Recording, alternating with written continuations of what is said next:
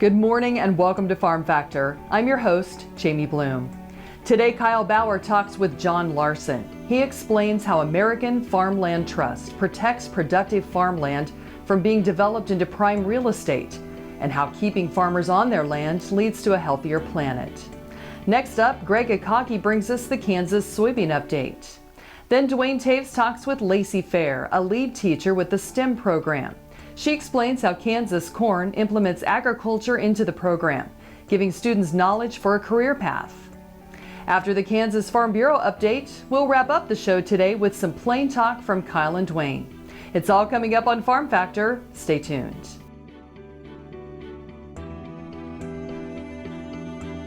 Closed captioning brought to you by Ag Promo Source. Together we grow. Learn more at agpromosource.com.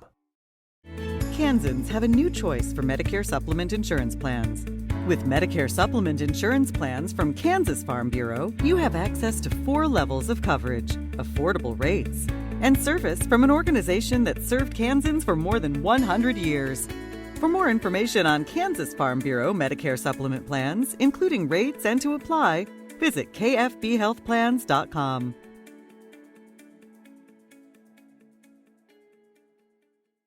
Kansas Corn reminds you that E15 fuel is the right choice for every kind of driver. For the car enthusiast, E15 has higher octane. For the thrifty driver, E15 is priced lower than regular unleaded. For the nature lover, E15 provides cleaner air. For the shopper who buys local, E15 has more ethanol from our Kansas corn farms. Choose E15 for a higher octane, lower price, cleaner American fuel. Message from the Kansas Corn Commission. Learn more at kscorn.com. This segment brought to you by Kansas Farm Bureau, the voice of agriculture. To join today or for more information, go to kfb.org or find us on Facebook and Twitter. Welcome back to Farm Factor. Kyle Bauer is with John Larson with the American Farmland Trust. Let's learn how they are saving vital farmland from development in prime real estate areas. Hi, this is Kyle Bauer. I get a chance to visit with John Larson. He's with American Farmland Trust. John, I've heard of American Farmland Trust and I've heard of land trusts. Can you give us just a bit of a history of American Farmland Trust? American Farmland Trust is a 40-year-old nonprofit. We were formed in 1980 really by a group of folks that saw just this increase in development pressure on some of our most productive farmland. You know, many times the farmland that was getting paved over and turned into strip malls was in areas very close to metropolitan areas, you know, so outside of the DC area, outside of Chicago, really rampant development. And what we really saw at that point in time was there needed to be a mechanism by which some of that most productive farmland could be protected into the future. And so conservation easements were part of what the trust first focused on, and we worked really hard to get language in place that made it so that it was a voluntary decision of a landowner to protect that property in perpetuity, and then trying to do it in such a way that we compensated them for that value difference of the development value compared to the farmland, so that then they could make a commitment both in the long term, but then also re-inject that capital back into the into the operation right there in the short term. And so had some really good successes. We've protected with others' help about 6.5 million acres over the last 40 years.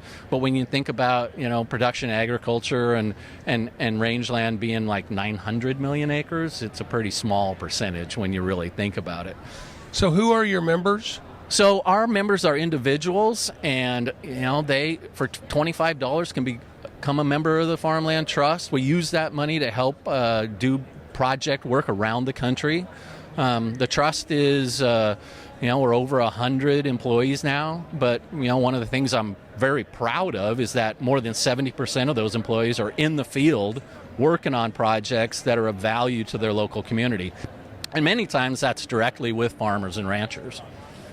So what sort of thing do those people in the individual communities do to further your cause? So, as I said, we really formed around farmland protection, and let's think about it in the long-term viability of that land for production agriculture. But we also recognize really, really soon in the organization's history that without thinking about farmers, we weren't thinking about farmland then, because it's only farmland if there's a farmer on it.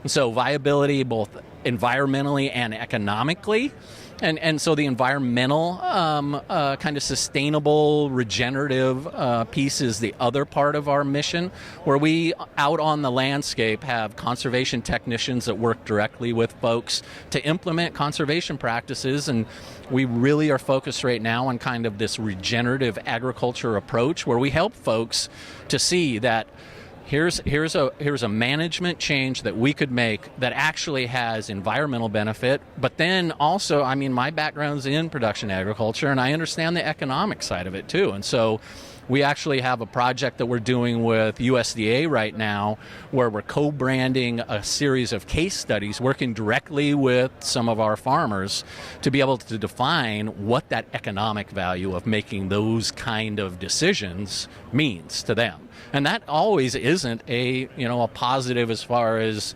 more bushel in the bin. But as we know from many times in agricultural history, it isn't about gross. It's about what is left net in the pocket. And so these case studies really go into the transition to these different practices and how that then can have an over time and sometimes an immediate impact on that bottom line of economic sustainability too.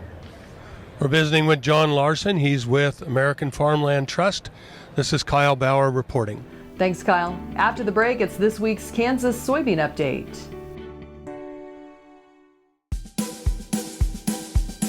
Okay, looks like it's time for our tour. Welcome to the Fort Wallace Museum. Here at the museum, you're going to find some really interesting stuff like our replica stagecoach from the Butterfield Overland Dispatch. We've got facades from the fort buildings. We've got an 1870s flag. There's a plesiosaur that was discovered locally. We've got the Ray pump organ collection. We're a little bitty place with a great big story, and we'd love to have you. Welcome to the Western Kansas Wildlife Travel Center, right here in my hometown of Oakley, Kansas. We're the front door of Western Kansas, located on 3 main highways, I-70, US 83, and US 40. And all those roads lead to history, beautiful scenery, and adventure, no matter which direction you go. We now have an IHOP.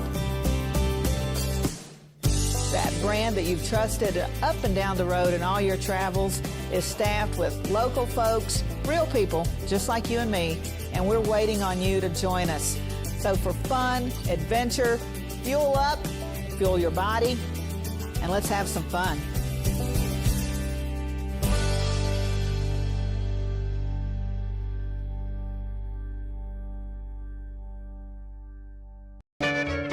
Ag Promo Source is a unique group of marketing specialists with one mission: help your ag business grow. Each affiliate has their own area of expertise, and they work together to bring you advice, products, and services. To get started, visit agpromosource.com. Ag Promo Source. Together we grow. This segment brought to you by the Kansas Soybean Commission, the Soybean Checkoff, progress powered by Kansas farmers. Welcome back to Farm Factor and the Kansas Soybean Update. This is the Kansas Soybean Update. It's brought to you by the Kansas Soybean Commission. The Soybean Checkoff, progress powered by Kansas farmers. Dan O'Brien, K-State Extension Associate Professor in Ag Economics, joins us. And Dan, the Planning's Intentions Report came out in late March. How are we looking as far as what we could see for the soybean crop this year? There's a U.S. story and there's a Kansas level story. For the U.S. story, projection is for 83.5 million acres to be planted here in the U.S. That's a rebound from last year. We did a lot of preventive planning, delayed in the field issues that happened all throughout the spring, and we were down to 76.1 million acres. So that rebound, part of that's expected just because we're not anticipating the same prevented planted numbers. The state of Kansas, we're projected to be 5 million acres for 2020 plantings, and that's up from about 4.5 million in 2019, and actually even up from about 4.75 in 2018. I think that the happenings in the U.S. corn market and ethanol, the last since this survey was taken in early March, very likely could lead to the U.S. and the Kansas numbers to move even higher, particularly the U.S. numbers as you look to the eastern and northern corn belt. Actually, it's surprising in the midst of all this uncertainty that's come into the markets because of the coronavirus that prices have held up as well as they have. In eastern and central Kansas, you have cash prices at the beginning of March that were at $8.28 a bushel, and now they're $8.36 here in recent days. So they haven't really fallen off in the eastern part of the state that much. And in the western part, we have seen some decline, about 40, 50 cents, from about $8.11 down to $7.61. Futures were at $9.01 in early March, or just around $9 here, closed at about $8.55, $8.56 as we look at April the 2nd. So we have seen some decline there. I think that's really in concert with the general concerns that have happened in the markets of late. Prospects for 2020, I do wonder about uncertainty that's still to be dealt with in the logistical chains of our South American export competitors, particularly Argentina, Brazil, Paraguay also. And I would not be surprised that there could be opportunities for the U.S. to perform well in export markets to maintain our prices here in the U.S. all that much stronger if there are logistical disruptions that happen in our competitors' supply chains to the south. And when those come, they would be a surprise and would be kind of a shock to the market. So we're holding it at prices at or above cost of production right now for soybeans, and have the possibility of moving even higher if we get some positive surprises on the U.S. side anyway that could come through the export market. That's Dan O'Brien, K-State Extension Associate Professor in Ag Economics, who joins us on the Kansas Soybean Update. It's brought to you by the Kansas Soybean Commission. The Soybean Checkoff, progress powered by Kansas farmers. Learn more at kansassoybeans.org. For Kansas Soybeans, I'm Greg Akagi. After the break, Duane is with Laci Fair, a lead teacher with Kansas Corn and the STEM Learning Program. Sure Crop Fertilizers was started by my father, Don Sherman, and my mother, Shirley Sherman. Family business that started in the 80s. We predominantly focus on plant nutrients and what we can do to give growers better responses with the fertilizer dollars that they do, and what we can do to make those things work better for that grower. We're based out of Seneca, Kansas. We work with growers in their soil analysis to figure out what they need, and then we can put those in a blend that gives them the best results, and so that we can deliver that direct to their farm so that they have those nutrients where they need them, when they need them, and so that they can apply them in a manner that's very efficient to them and works well on their planting systems and what they're doing. Sure Crop Fertilizers has been around for a long time. We always say we're big enough to take care of everything you need, but we're small enough to do it quickly. You can get a hold of us at 1-800-635-4743. Our website is surecropfertilizers.com, and you can always email me at corey@surecropfertilizers.com, and with any questions you have, and we're glad to answer and work with you. In 1821, a trade route was opened from Missouri in the United States across prairies and mountains to Mexico. In 2021, we will mark 200 years of epic conflicts and grand adventures, larger-than-life personalities, and sweeping landscapes. Join us on an historic journey. The Santa Fe Trail lives on. Find us on social media or santafetrail.org. What if U.S. soybean meal were more than a commodity? If seed companies and the soybean checkoff built a better variety? That future is here. The time is now. To meet end-user demands, the Soybean Checkoff is investing in the compositional quality of soybeans, including meal. A message from the Kansas Soybean Commission, the Soybean Checkoff, progress powered by Kansas farmers. This segment brought to you by Sure Crop, liquid crop nutrition delivered right to your farm. We're back. Let's go to Duane, who is with Laci Fair, a teacher for Kansas Corn in the STEM program. Duane Toews joining you once again here on Ag AM in Kansas, and an opportunity to catch up with Laci Fair, one of the lead teachers for the Kansas STEM program.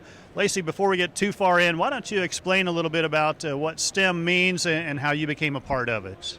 Absolutely. So STEM is really about science, technology, engineering, and mathematics. But our program is focusing those core ideas that is all about education, but also focusing them on agriculture. We live in a state where agriculture is the #1 driving economic force, and we want our students to be prepared for the workforce. So by adding STEM with agriculture together, we're able to really meet the needs of our state and also of our students. We do this through the Kansas Corn Commission, and we're grateful to be able to have the opportunity to reach out to students and get them prepared for their next step in their lives. So an opportunity here, you're at a rather large agricultural trade show. What the point and purpose would that be? So every year we get to come as teachers, lead teachers that write the curriculum, and we do this so that we can find what is the cutting edge of agriculture. What are the new trends as they emerge, and how can we prepare students to not only understand the technologies behind it, but also implement those technologies in their production practices. One of the great things is finding out whether those are biologicals, whether it's new seedsmanship, whether it's new traits, or additionally it could be new devices like new drills, tractors, applicators, things of that nature. So being able to look at what's new and make sure we're still preparing the kids for not just what's happening now, but what's also coming up. So tell me, what sparked your interest and desire to meld agriculture into the STEM program? Obviously, there are other routes that you could have taken. There definitely are, but having Kansas really be not only the backbone of our country, but also the breadbasket of our country. We've been learning that since we were in elementary school. So being able to look at how we can incorporate what is very much Kansas and also what is very much around us. Students really need to experience what they want to be in the future. I strongly believe that if you can't see it, you can't be it. So being able to look at what we have here, look at the needs that we have, and being able to take that and fold it all together. Also, our students, they eat every day. They put ethanol in their cars. They use corn-based plastics in packaging all the time. And so having them understand how much agriculture really impacts their day-to-day life is another major goal of what we do. And it really helps the students to be able to understand how all of these concepts are connected. So we talk about that unfortunate disconnect between where our food comes from and the average consumer. Here's an opportunity, it appears, that you guys are kind of tackling head on. Absolutely. So we look at not only production, but also production and all of the avenues that go through that. Obviously with corn, beef is one of our #1 consumers of the corn that we produce. And so being able to understand what kinds of quality we need to see for those beef end consumers to make sure that we're producing the quality product we need all around. And a show like this really allows us the ability to see the big picture and not just focus on one small aspect of it. So it really gives us a great opportunity there. Well, our thanks to Laci Fair joining us as a lead Seed to STEM program teacher with the Kansas Corn Commission, providing funding for them as well. Joining us here on Ag AM in Kansas. Jamie, we'll send it back to you. Thanks, Duane. Come back after the break for the Kansas Farm Bureau update. Kansas Corn reminds you that E15 fuel is the right choice for every kind of driver. For the car enthusiast, E15 has higher octane. For the thrifty driver, E15 is priced lower than regular unleaded. For the nature lover, E15 provides cleaner air. For the shopper who buys local, E15 has more ethanol from our Kansas corn farms. Choose E15 for a higher octane, lower price, cleaner American fuel. Message from the Kansas Corn Commission. Learn more at kscorn.com. Kansas Farm Bureau has served farm families in rural Kansas for more than 100 years. We're pleased to offer new healthcare coverage choices for Kansans in 2020 through Kansas Farm Bureau Health Plans. No matter what stage of life you're in, we'll have options that fit your lifestyle. Plus, our network of providers is one of the largest available throughout the state of Kansas and beyond. For more information, including the different plans available, or to get a quote, visit kfbhealthplans.com. This segment brought to you by Kansas Farm Bureau, the voice of agriculture. To join today or for more information, go to kfb.org or find us on Facebook and Twitter. Welcome back to Farm Factor and the Kansas Farm Bureau update.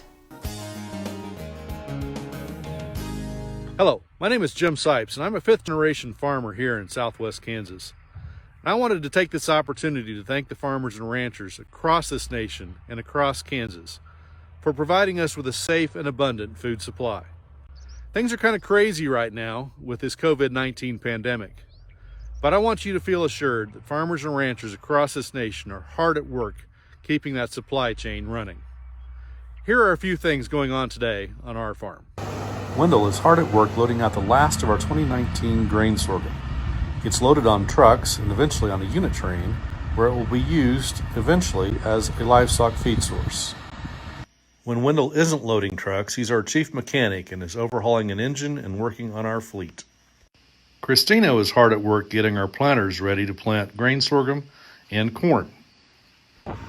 Kathy is busy spreading nutrients and pesticides on our wheat crop, giving us the best chance of an abundant harvest. Deke, our newest employee, is learning the ropes while helping Wendell with repairs and keeping the fertilizer truck full for Kathy. Chrissy, my assistant, normally occupies this office, minding the phone and keeping track of farm operations. However, today she's working from home as she fears she may have been exposed to COVID-19. My dad, who would normally be out and about running for parts for the farm, is heeding the governor's COVID-19 stay-at-home order. And perhaps the two most important members of our farm family, Daisy and Murphy, who are always willing to help alleviate the stress that comes with farming here in Kansas. So, as you can see, operations continue on our farm and other farms across this great nation, despite the COVID-19 pandemic. Please pray for all of those involved in keeping our food supply chain open. Stay with us. We'll be back after the break with Plain Talk. I'm Bob Swartz, and I've devoted the last 43 years to helping Kansans reach their retirement goals and to protect the family farm. At Bob Swartz Financial, we believe everyone should be able to live the retirement they've always dreamed of. Our team of professionals can help you create an efficient strategy using a variety of investment vehicles to help you address your financial needs and your concerns. Bob Swartz Financial values commitment and transparency.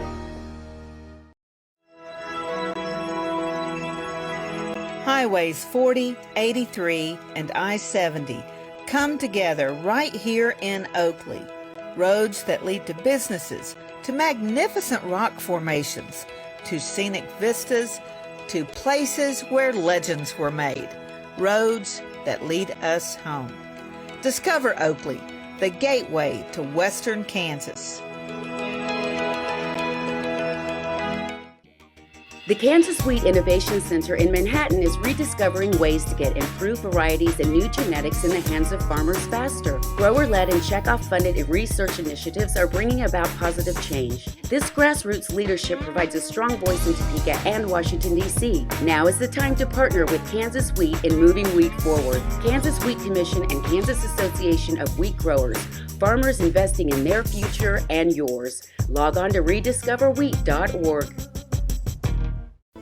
Valley Vet Supply is devoted to providing information and professional quality products at reasonable prices. Valley Vet Supply. This segment brought to you by Santa Fe Trail Meats in Overbrook. Let us help feed your family. Welcome back. Now let's see what Kyle and Duane are up to on Plain Talk. Hi, this is Kyle Bauer with Plain Talk. With the guy who always said, if the job speaks for itself, don't interrupt. Duane Toews.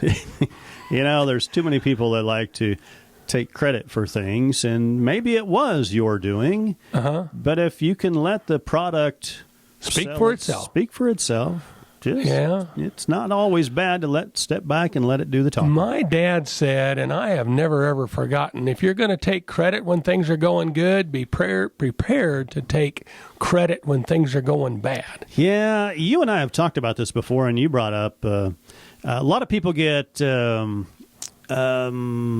angered, miffed, upset by CEOs of large companies and what their bonuses are.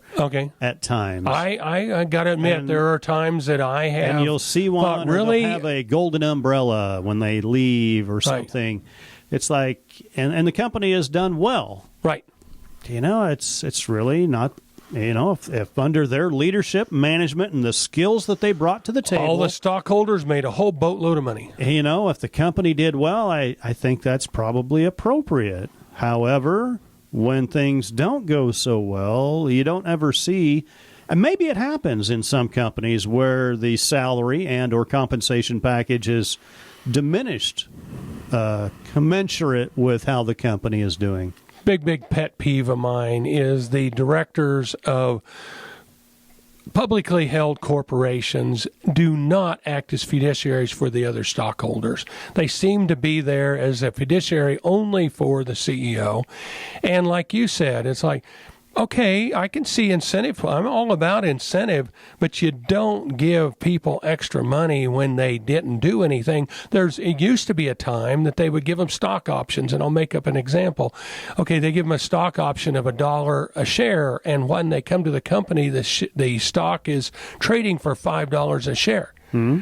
Okay, and then by the time they leave the company, the shares are trading at $4 a share. Well, they exercise their option and they make 3 times as much. And in the meantime, the stockholders lost 20%. Right. And it's like, really? Now what? Board of directors couldn't do math on that? Idea? Yeah, and they used to do that a lot. I suspect that, they used to hand out stock options just like they were free, and they are free to the board of directors, but they aren't free to the stockholders. Right. If you have 10 shares... you don't diminish the value of the company, but you dilute it. You dilute it. If you have 10 shares and I give away one to somebody else, now there's 11 shares and your stock is worth 1/10 as much, or 10% less. Right. And it's like, now, if that stock became worth 20% more during that time, okay, I maybe will accept that. But there's many stockholders of many publicly held corporations that do things that, honestly, I think it ought to be illegal, because obviously the stockholders aren't going to hold the board of directors under control, so somebody's got to hold them under control. So I don't know.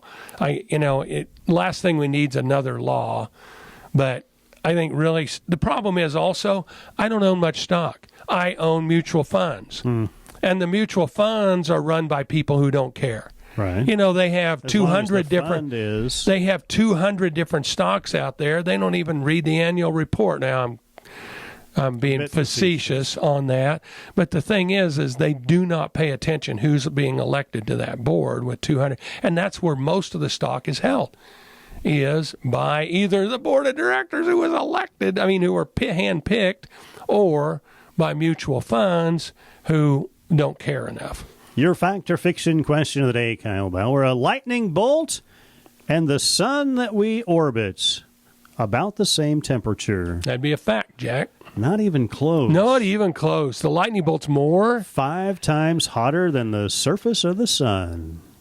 Thanks for joining us. I'm your host, Jamie Bloom, and I hope you enjoyed today's show. See you next week on Farm Factor.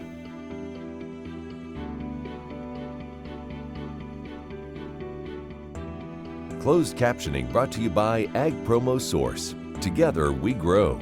Learn more at agpromosource.com.